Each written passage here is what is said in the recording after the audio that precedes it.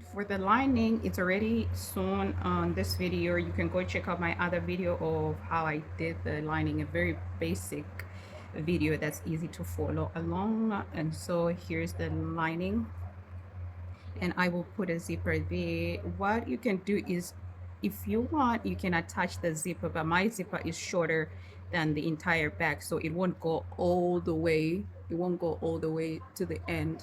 So that means my zip will probably be like this size from this part to this part. So now I have to work around that. And so, all right, so off camera, I went ahead and I put my AccessibleNeats logo, and I just put a press dot here just to cover that magic circle opening that was there. And I put just for you charm, because that's part of my logo, but you don't need to do all this. It's not necessary. Same with my lining. I put the AccessibleNeats logo, but that's not important. So now let's try and put the lining in the back. Make sure it fits. So I will fit it in before I put the zipper, okay? Just to make sure it's sitting well, everything is okay. All right, looks okay. Well, it looks okay. I don't think I'll redo it even if it didn't, as long as, you know, there's something in there makes it look good. The lining really makes it look good, because for this part, for the lining, it's pretty much optional really. You can choose to have your bag just like this, which is not my thing. I really like all my bags with lining. Like, I'll really make sure all my bags have lining, because I think it really gives it a nice charm to it, and, you know, makes the bag look more professionally done, rather than if it's just, you know, left without the lining. So yeah, every bag I've made, I always make sure I put the lining, so the lining will sit here like this. And now the zip. So what will happen with the zip, I'll just eyeball it, but if you want, you can measure. If your zip is short, then you can measure to see that this side you have like the, on both sides, like this side and this side, you have the same length, so your zipper can be central, right?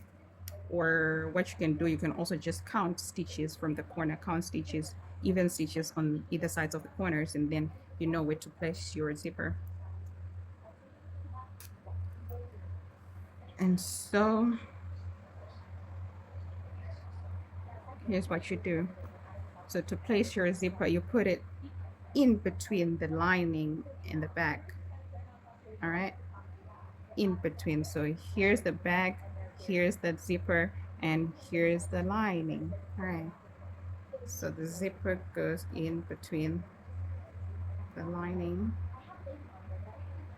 So I like to keep my zip a little closer. Just make sure it's not too close to the zipper tooth or teeth. Sorry. Make sure it's not close to the zipper teeth, but there's enough allowance for the zipper to move freely without it getting stuck on the teeth, because that would just give you more problems. All right, so I put the zip in between. All right, so I've finished just positioning the lining and the zipper. So you can see, like I explained before, since my zipper is short, it will go in the middle, and then I will show you later what I do to the other side where there's no zipper, right?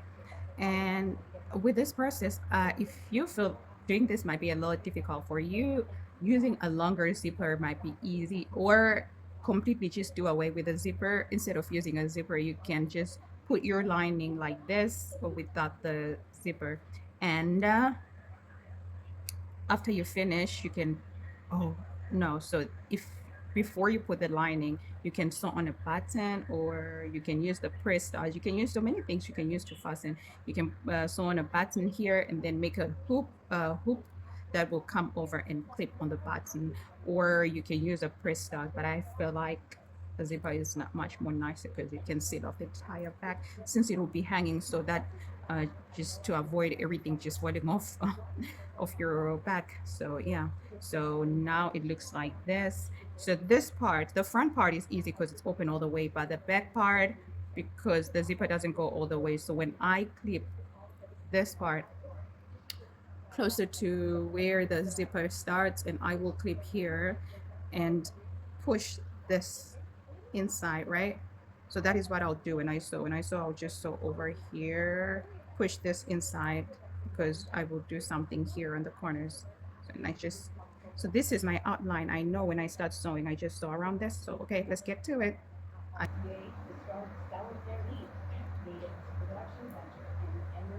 So I'm done doing that lining. This is how it looks.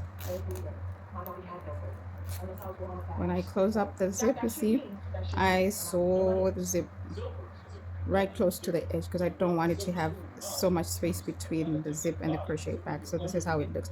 But now, of course, we have this part right here that we need to cover up.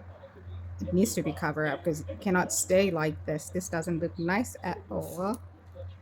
All right, so the inside. This is how it looks. Really nice and clean, you know. All right, so I'll go ahead with my darning needle and the yarn. You can use crochet for this. You can crochet the, well, I think I'll just use the darning needle and just seal off. All right, because this type of cord unravels, so every time I tie a knot or I cut, I always like come with a lighter and just burn the edges. All right, so this is what I'll do. Just right there. I'll just make just simple stitches like this. It's nothing complicated. Just come with my darning needle. So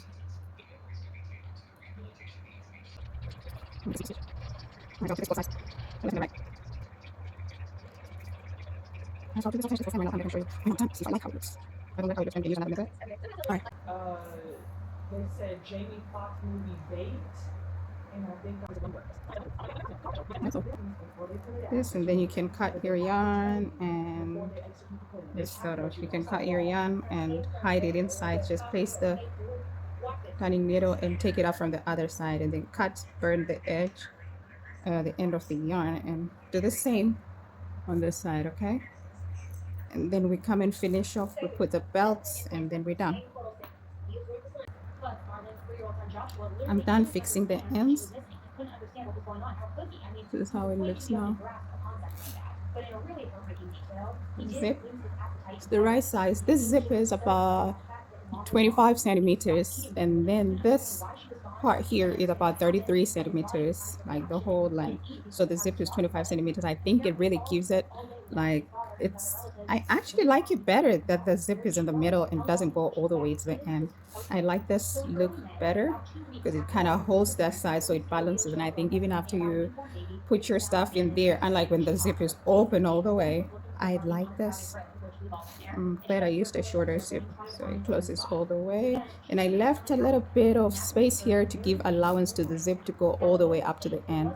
I left like a little bit of space because if I had sewn here, that means the zip can't, it probably gets stuck like somewhere, but now that I left a little bit of space.